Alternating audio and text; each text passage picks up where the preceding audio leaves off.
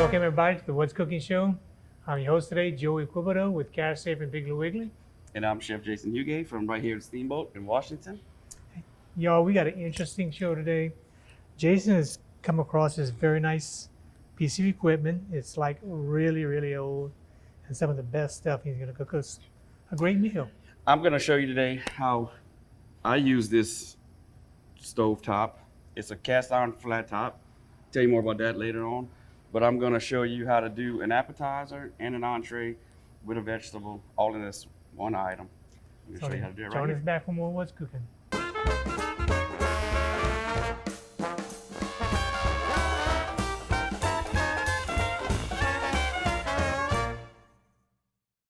Welcome back to the show, everybody. Again, Jason's got this unique piece of equipment that he's going to be cooking on today. And I see some tuna, Jason. You want to go ahead and get started? Tuna's going to be our little appetizer today. Okay. But I just want to kind of give you an idea of what we're working with. This piece of equipment was given to me by some of our best customers, Mr. Eddie and Miss Cheryl Villamaret. They own Progressive Tractor in Opelousas, and Wonderful people. they own a bunch of different stores. But they're very good-hearted people, kind. They're always at all the benefits, giving. And they just decided to give me this piece of equipment, which to me is very valuable. And Eddie, where's mine, Eddie? Where's mine? You wouldn't take nothing for it. So this is also to thank them. Thank you very much. That was really nice. That's very nice of them to do. But this is from the early 1900s. This came out of an old health clinic in Mamou, supposedly. So you have your two burners right here, and then there's two burners underneath this really thick, solid cast iron flat top. And let me tell you, it gets hot. I'm feeling it right now. It's very hot. Mm-hmm. You can see the smoke coming off of it already. So that's what we're doing here. I've done filet mignon here, seared it really like a solid crust on each side, medium rare and inside. Beautiful piece of meat. I've done tuna like we're gonna do today. I've done shrimp like we're gonna do today. It's just the best piece of equipment. I love it, and I'm just very thankful to have it. So today, we're gonna do this tuna app first for everybody. Okay, great. All right, so we're gonna take this, just a pretty piece of sashimi tuna, sashimi grade. It's ahi yellowfin tuna. So what we're gonna do is, I'm just gonna take a little bit of seasoning. This is a Steamboat seasoning we make right here at the Steamboat. We make our own. So right here, I'm gonna take our basting butter, which we always do over here. And I also want to get me some right here. All right. You're gonna see a really nice sear on this thing. Oh yeah, it's hot. It's hot and it's smoking. And it's not even all the way on high. It's about medium high. But you can also see how the flat grill has a little slant on the sides, in the front and the back. And so that's to keep all the butter or oil or fat that you're using on the flat top and not dripping all over the place on the floor. That's nice. Very nice. You know, they don't make things like they used to. So this is something to cherish for me, you know. Oh, definitely. Being in this kind of business, this is things that I enjoy to have. I'm seriously jealous. And enjoy to use. Matter of fact, this past Sunday, we did a catering thing, real small thing, you know, but a little offsite deal for a friend of ours' birthday party, Vera, from Opelousas. And I brought this. I did all of the catering items on this grill. The only thing I brought that was already done was the gumbo, because you can't really cook gumbo on a flat top. But I guess you could if you had to, but you know. You'd be surprised sometimes. Right, sometimes you gotta do what you gotta do, right? So I'm gonna let that go just for another few seconds. Now, Jason, we always talk about the Steamboat blend of seasoning. Is there something special about it? Well, when we made this seasoning, my biggest thing was don't make it too salty. Number one thing, don't make it too spicy, but you want a little kick in there. But I have mostly onions, like onion powder, garlic powder, things like that, and a few little herbs. So light on the salt, but just enough salt. All right, so let's flip it. So Nice. nice little color on there. And if you can see from the side, you got a little crust, which is exactly what you want with this tuna. I do my tuna rare. Um, Not everybody likes it that way. Right. I actually prefer it not seared, but if I'm gonna sear it, I'm gonna sear it rare. Mm-hmm. So when searing tuna like this, I try to get whatever I'm using to sear it as hot as I can, and just do it really quick on each side. Because if you're not careful, it will overcook pretty quickly. Especially on this piece of equipment. Yeah, right. I mean, it's so unique. I mean, the older things that were built so much better than what we got now. Right. And I mean, we can all agree on that. You know, it's pretty much what everyone says these Yeah. days. I love to go into antique stores and try to find older equipment Yeah. just to play around with. So I'm gonna put a little bit more butter. I'm gonna just a little bit more seasoning also. And that's what I'm gonna do. I'm gonna take it off. And I'm gonna set it on this little paper towel just to just let it rest for a second. And we're gonna Okay. cut it up, slice it up. But so there's this little peephole on the side, so that way you can see how high your flame is on Mhm. these two burners. Now, so we were searing this tuna, so we want it really high. Next segment, we're gonna do shrimp. We're gonna do the elk, and then we'll do the broccoli. The shrimp, I don't want them so high. I don't want this so high, so we're gonna turn it down a little Right. bit. And you have to use a towel when turning these knobs because The knobs get it's so hot, the knobs get really hot. And I actually learned that the hard way. So, and they're not plastic knobs like they make now. no, Yeah. it's solid. But, all right, so, Jason, you want to go ahead and take a break, or yeah, let's go take a break. I'm going to show you how I'm going to plate this tuna up. okay, let And it then rest while we take a break? Yeah. Great. Join us back for more What's Cooking in just a few minutes.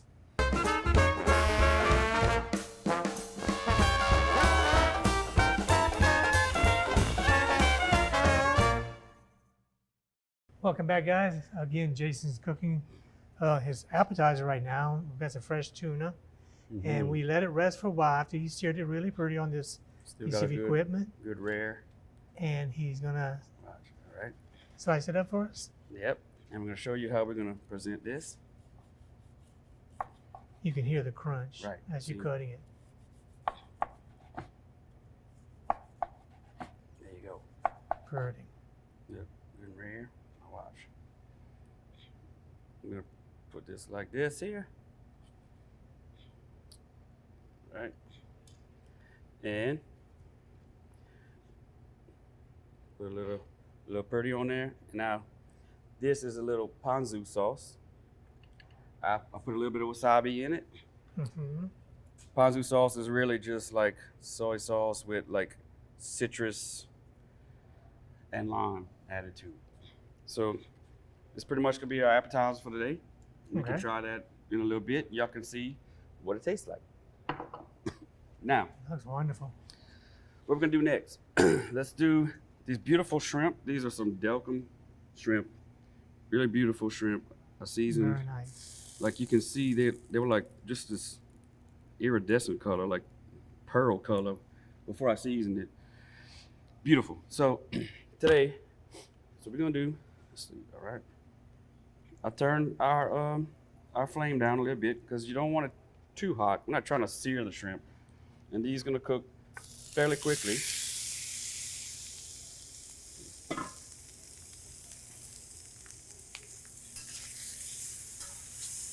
See?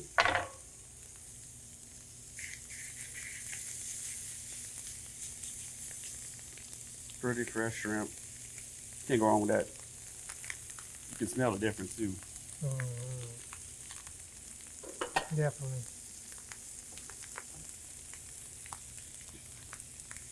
So you can see, I mean, that's a pretty shrimp there. very simple, very easy. I would say it's something anybody can do at home, but you have to have one of these. All right. But they have nowadays the Blackstones and hibachi grills. Same concept. So if you have one of those, you can do this at home. on the black stone, or you got one of those little fancy Definitely. hibachi. A lot of people have those these days. Hmm. That's right. And that don't take long at all. No, and look, it gives you Like it's almost cooked already. a little color to it. Right, it don't take long at all. Oh, while we're cooking, we're going to go ahead and remind everybody at home that most of the things that Jason's cooking for us today can be found at your local Piggly Wiggly stores or Cast Saver here in Opelousas. Two locations, one on the north side, one on the south side. 1305 Heather Drive. Yes, This is sir. Cash Saver, and 8410 Highway 182 North. Matter of fact, I saw the owner of Piggly Wiggly this past Wednesday. Mr. Kevin Doucette. Mm-hmm. They had a Yeah. lot of nice things at the Ducks Unlimited banquet this year. I behaved myself. You finally behaved yourself? I bought one thing. It was a pot, a cast iron pot, but it had a white enamel coating and it had the Ducks Unlimited emblem on the front. I said, I got to have this. Apparently no one else wanted it because I didn't go for a whole lot, but, well, I mean, more than what you Well, get in that's the good store. for But you, though. yeah, I'm not complaining. No. Never used it yet, but I think I'm gonna bring that one to It the seems camp, like Joe. me and you miss each other every year. On Either something. you're yeah. there and I'm not, or Yeah, I didn't go last year because I sent gumbo because I didn't have someone to relieve me in the kitchen. right. I was going through grill cooks and I was the only one available, so I had to skip. But I got past all that, and I was able to go this year and had a good time. I think That's it's been good. I think it's been 3 years since I had been, or 2 years I had to 2 skip. years, yeah. I think COVID, they canceled it for COVID in 2019, and then last year I had to skip for, whatever. All right, Joe. So you see, obviously we don't want to overcook them. So I let it go just for a few seconds, and then I'm gonna pull them off. Oop, got one trying to jump away. How fresh you are. Yeah. All right, so we're gonna take our spatulas, remove them from the heat. Like I said, shrimp, you don't wanna overcook them, especially some good fresh shrimp like this. You wanna get a good little shot of that. Now, Joe, my favorite part, gonna crank this side up again. I might as well crank that one too. So what we have here is a beautiful piece of elk that we got from a website that I use online, Mhm. and they actually have tons of different items. You wouldn't even believe it. Um, so I got this. It's a strip loin of the elk. Yes, this is farm raised because it is not legal to sell wild killed Wow. elk or harvested elk in a restaurant. So we got these. And I basically the strip loins. You get 4 of them, and I cut them into 6 to 8 ounce steaks. Served them the last couple of weekends. Fly off the shelf. This place has kangaroo, Burmese python. If you're interested in cooking Wow. that in your restaurant, it's just crazy the stuff they have. And what's So the name of the website, Jason? that's called marksfoods.com. They have so much stuff. Go check it out. You're gonna love it as much as I did. So, really quickly, I'm gonna go ahead and lightly season this because I'm gonna end up putting some more seasoning at the end. So get off, make sure our thing is super hot because you just want a good sear like we did on the tuna. And we're gonna put that right here. Just let it go.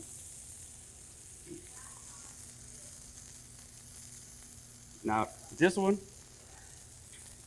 elk, is a very lean meat. So we're not trying to cook this any more than medium rare at the most. I like to get mine around rare to medium rare, let it rest, which we're gonna do. That's why we're cooking this now and not on the last segment. Okay. Last segment, I'm gonna show you one of my favorite ways to cook broccoli. You're gonna blanch them really quickly. It doesn't take long at all for broccoli. It gets tender really fast.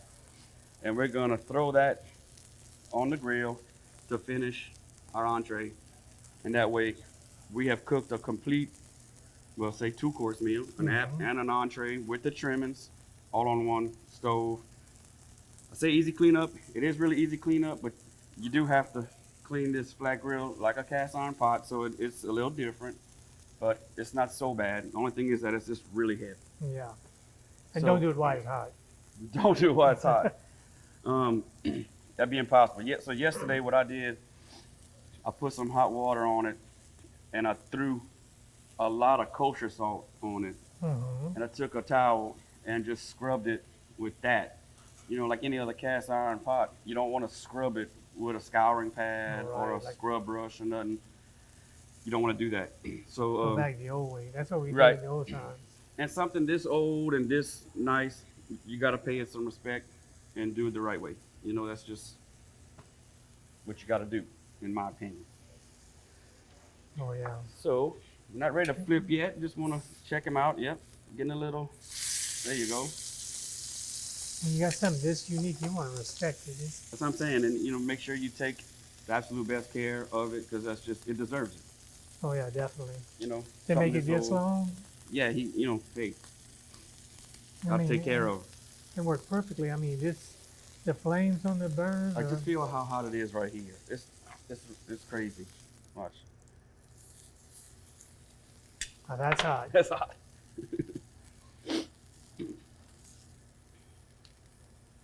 Wow. Yep.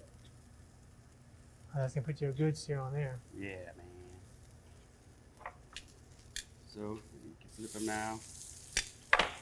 See, so it's still rare, Mm-hmm. but I want to get a good. See, it's kind of hot, but you can feel it. It's Crunchy. it's crusty. It put a nice crust on there, and that's what we're looking for. So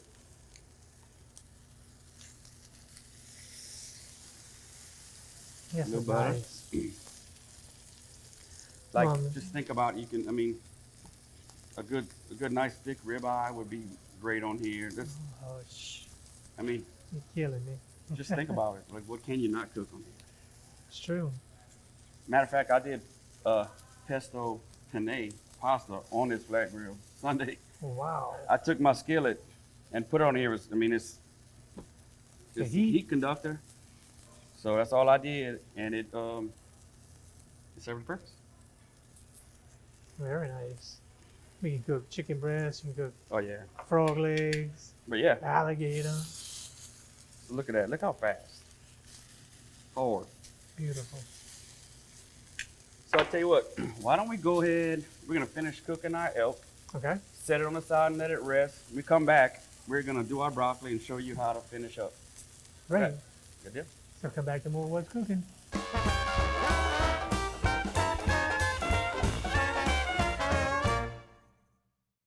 All right, guys, we're here to finish up the show. Jason's going to put our whole plate together and everything. And we're on the last part, so Jason, take over. So to finish the dish, we're gonna do that broccoli like I said earlier. So we're just gonna put some fresh broccoli florets in here. And as you know, broccoli does not take that long at all to get tender. So we're just gonna blanch it real quick. 30 seconds, maybe a minute at the most. This water was boiling, rolling ball, so it's not gonna need that long at all. So that's what I'm gonna do. Now we've been having our elk resting over there. Resting, ready to go. We're gonna throw this on the grill just for a little bit, and after that, we will plate up. Show you how it's all gonna come together. What do you recommend on like a rest time? It all depends on the size of the meat and everything. Kinda. You don't want it to go so long where your meat gets cold. Mm-hmm. You know what I'm saying? But usually 10, 15 minutes max. So now you see, look, it's already tender. So we turn this down a little bit because you don't want this super hot like when you're searing the tuna.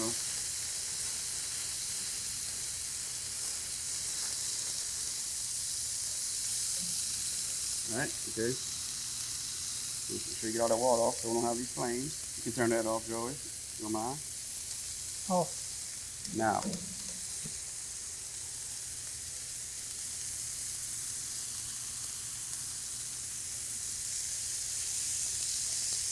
All right.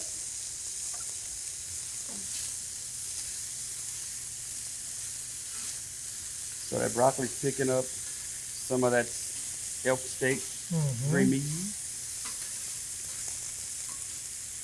So it's cooked and it's hot. We're just trying to get a little color to it, See, it's starting to turn a little brown here and a there. little flavor. Do that. I'm gonna throw some black pepper and a bit of salt. It's pretty much done. Gonna go ahead and cut our elk steak while this goes a little bit longer. Okay. Like that. All right.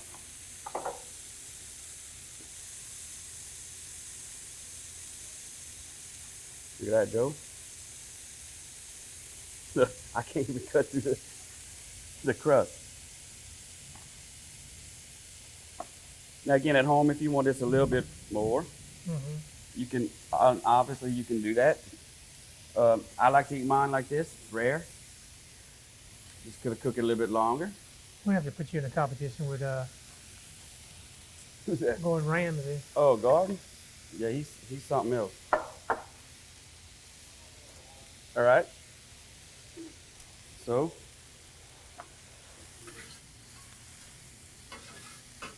let's cut this side off. All right. Got some broccoli for our dish.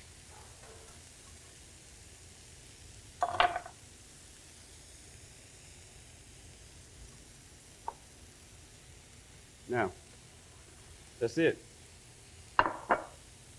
Surf and turf. Surf and turf. Very nice plate. So- Very, very nice. To recap, we did a ahi tuna, seared it, served it with a little ponzu sauce with a little wasabi. Then we cooked our Delcom shrimp that forgot to mention earlier that I got from Miss Kiki, Constance Kiki. Guillory, one of our very good friends. She might be related to Dylan somehow. But she gave me this beautiful Gulf shrimp from Delcom, and just want to thank her for that because they're amazing. And to finish it off, we seared the elk. Took us a little while, got a good little crust on it, and now we blanched and threw our broccoli on the grill, a little salt and pepper, and voila. Not too hard, right? Very nice entree in no time. Here, have a shrimp. Very, very nice. Have a Oh, I shrimp. sure will. Thank you. Cameraman want a shrimp? Very good. You got to give the cameraman a shrimp. Yeah, got you. Very, very good. So, Well, maybe we'll use Jason, this again sometime on the show. Time will Sure. tell. I'd love to cook on it. We want to thank everybody for watching the What's Cooking Show and join us next week and see what kind of chef we got for y'all.